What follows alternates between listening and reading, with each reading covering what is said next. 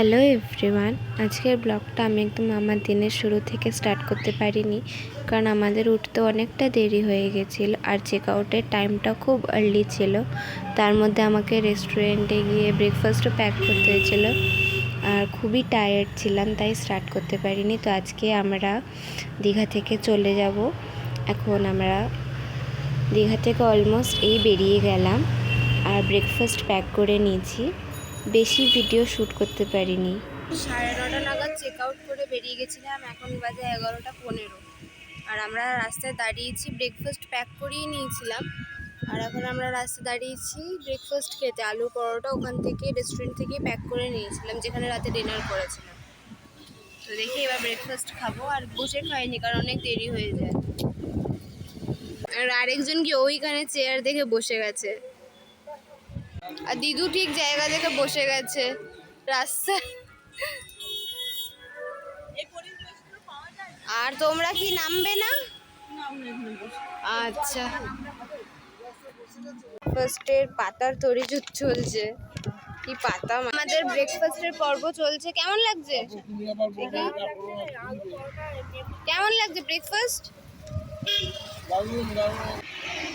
তোমার বলে লাভ নেই। আমি দেবো, ট্রিট দেবো, খাই। আইসক্রিম খাচ্ছি, বিধ্বস্ত হয়ে গেছি আমরা। দাদুর এত গরম লেগে গেছে যে কি বলবো। আমরা আইসক্রিম খাচ্ছি গরমে না পেয়ে। তো তোমরা আমাদের দীঘার জার্নিটা দেখলে, কিন্তু থার্ড পার্টে আমি বেশিটা শ্যুট করতে পারিনি কারণ অনেকটা জার্নি হয়েছে। আর আমাদের গাড়ির এসিটা একদম খারাপ হয়ে গেছিলো, হাওয়া পাস হচ্ছে কিন্তু পুরো গাড়িতে হাওয়া পাচ্ছি না আমরা। আর যারা পেছনে বসেছে, যারা মাসিরা দিদুনের পেছনে বসেছে, তাদের তো খুবই অসুবিধা হচ্ছিলো। ওই জন্য আমাদের এসিটা রিপেয়ার করাতে হবে, দেখাতে নিয়ে যেতে হবে। তাই জন্য আমাদের আরও বেশি কষ্ট হয়েছে এই জার্নিতে। আর আসার সময় তো ভীষণই গরম ছিল, ভীষণ কষ্ট হয়েছে, ওই জন্য ভালো করে রেকর্ডও করতে পারিনি।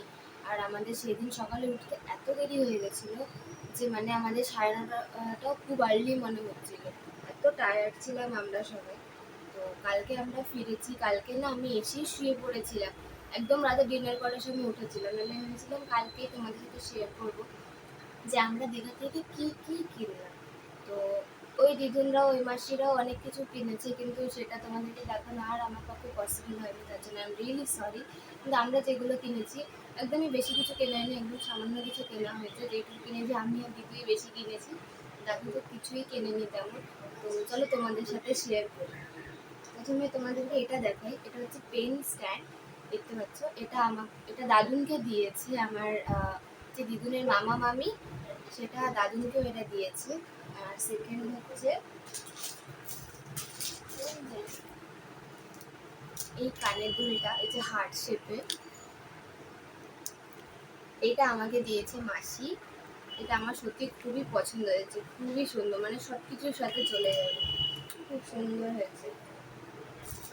আর আমার দিদুনের মামা মামিরা দিদুনকে দিয়েছে শাখা। তোমরা আমার ভিডিওতে দেখেছিলে যে ড্রাইভার কাকু তার বউয়ের জন্য শাখা কিনে গেছিল, লিটারালি উনি নিজের জন্য কিচ্ছু কেনেনি, কিচ্ছু এনজয় করেনি উনি। সবসময় আমাদের সাথেই ঘুরেছে, সবসময় আমাদেরকে দেখে রেখেছে। তো নিজের বউয়ের জন্য উনি শাখা কিনেছিল, আমার দিদুনের জন্য। উনি খুব ভালো। আর এই দেখো, আমার দিদুনের না অনেক আগে থেকে মোটা মোটা শাখার খুব শখ ছিল, এই জন্য আমার দিদুকে গিফট করেছে তার। লিটারেলি ডিজাইনটা দেখতে পাচ্ছ কি সুন্দর হয়েছে না? দিদুনের প্রচন্ড শখ ছিল, সেই শখটা দিদুনের মামি পূরণ করেছে। খুব সুন্দর হয়েছে, একটা পরলেই হাত পুরো ভরে যাবে। আর আমার দিদু কিনেছে এই ছোট্ট ছোট্ট দুটো বাটি, এগুলো চাটনি বা নুন টুন রাখার জন্য না, বা চাটনি দেওয়ার জন্য, খুব সুন্দর। আর আমার দিদু নিজের মামিকেও এরকমই দুটো সেট দিয়েছে, এইরকম একটা ছিল, এইরকম একটা ছিল, মোট দুটো সেট ছিল, দুটো থেকে একটা করে ডিভাইড করে দিয়েছে। দিদুনের মামিকে দিয়েছে এরকম একটা, এটা হচ্ছে ধূপকাঠি রাখা স্ট্যান্ড, শঙ্খ দিয়ে। ওনারটা যেটা ছিল ওটা পুরোটাই শঙ্খ, একটা শঙ্খেরই ধূপকাঠি স্ট্যান্ড, ওটা এতগুলো না, জাস্ট এই মাঝখানের বড় শঙ্খ ওটা, এরকমই।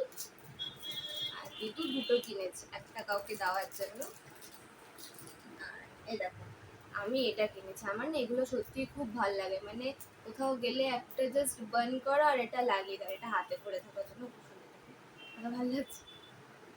আর দিদু কিনেছে এই যে টুকিটাকি স্ক্রাঞ্চি, এই ক্লিপটা। আর এটা দিদু কিনেছে। আমাদের একটা দাদু আছে, খুব ভালোবাসে আমাদেরকে। আমি ওনার ছোট মেয়ের বিয়েতে গেছিলাম, তখন আমি ব্লগ তো করতাম না, তাই তোমাদের সাথে একটু শেয়ার করতে পারিনি। খুবই ভালো। দাদুরা যখন আগে চাকরির জন্য বাইরে থাকতো না, তখন ওদের সাথে আলাপ হয়েছিল। আর এখন না মানে খুবই ভালোবাসে আমাদেরকে। আর এটা তাদেরকে দেওয়ার জন্য কিনেছি, কারণ আর কিছু তেমন পাওয়াই যাচ্ছিল না। আর দিদু এই চুড়ির সেটটা কিনেছে, এটা খুব সুন্দর হয়েছে।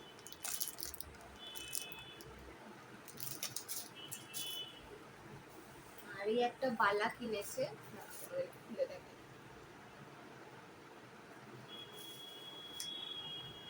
আর এই একটা মালা কিনেছে। এই মালাটা কি সুন্দর দেখো, মানে সবকিছুর সাথে চলে যাবে। এটা এটা বড় ছোট করতে পারবে না তুমি, কিন্তু মানে পরলে খুব ভালো লাগবে। এরকমই একটা পুঁতির মালা আমার মাসিকেও দিদুন দিয়েছে। কি সুন্দর না বলো, সবকিছুর সাথে ভালো লাগবে, খুব সুন্দর। এরকম মালা আমি দীঘায় ফার্স্ট টাইম দেখেছি, আমি আগে কখনো দেখিনি। আমার দিদু বললো দিদুনও কখনো সেরকম এরকম মালা দেখেনি। তো এই পুরো ব্লগটা, কারণ আমি বড় ব্লগ বানানো এখনো তেমন স্টার্ট করিনি, কিন্তু করেছি। এই নিয়ে আমার 3টে ব্লগ হবে। তো তোমাদের কেমন লাগছে প্লিজ জানিও। আর আমাকে অনেক ভালোবাসা দিয়ে অনেক সাপোর্ট করে, এটাই তোমাদের কাছে এক্সপেক্ট করবো। আর thank you so much. Bye by.